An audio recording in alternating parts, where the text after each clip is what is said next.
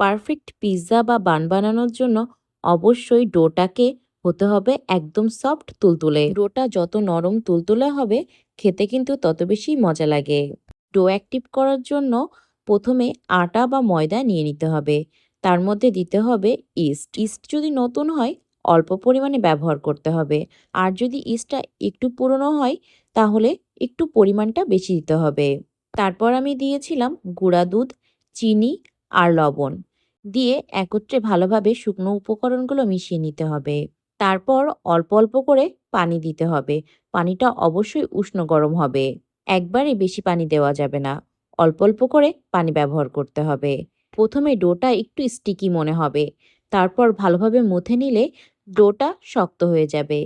তারপর সামান্য পরিমাণ তেল ব্রাশ করে র্যাপিং পেপার বা ঢাকনার সাহায্যে ঢেকে দিতে হবে। আপনারা চাইলে চুলার পাশে বা যেখানে গরম এমন একটা জায়গায় রেখে দিতে পারেন। ডোটাকে যত টাইম রাখবেন ডো ততই ফুলে উঠবে। দেখুন আমার ডোটা ডবল হয়ে গিয়েছে। আমি ১ ঘন্টা রেস্টে রেখেছিলাম। আপনারা চাইলে আরও বেশি টাইম রেস্টে রাখতে পারেন।